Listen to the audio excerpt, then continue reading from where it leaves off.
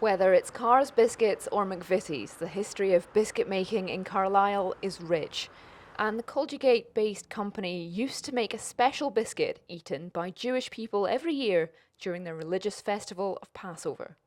Religious Jewish people will eat matzah for 8 days every Passover, and it has to be supervised, the production, by rabbis. I believe here in the factory the rabbis used to come from Gateshead to make sure that it wasn't contaminated by any undue process, no wheat products. Jewish people will not touch anything made with ordinary flour for 8 days.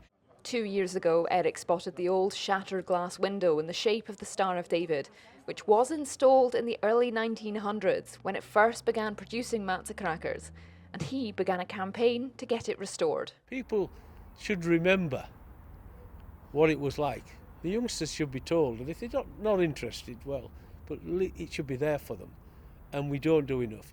It's a well-known part of the city's history. I had a great aunt who worked all her life in cars, and she used to tell the family when the rabbis were coming to check the machinery and to make sure everything was just right for these biscuits that were exported all over the place.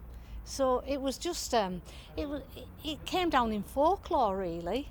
There are some testimonies I've heard from people who used to work here, I believe they called them cracker packers, how sometimes an article of clothing got into the machinery, the whole lot had to be scrapped. Sometime apparently the furnaces didn't get to the right temperature, the whole lot has to be scrapped. So, you know, it's very strictly produced, and even today this doesn't happen here, but it still happens in the UK. And Eric wants to take it further. Well, the grand scheme is that we should have an historical industrial trail. I mean, the cracker packers started it, this is part of it.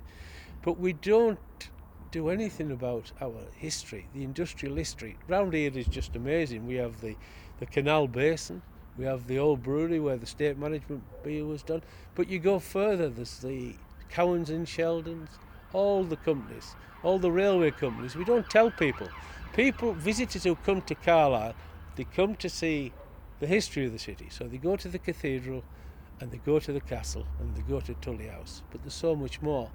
The former Carr's building is due to be turned into offices, but the Star of David will remain, a symbol of Jewish and Cumbrian history for anyone who chooses to look up. Isla Todd, ITV News, Carlisle.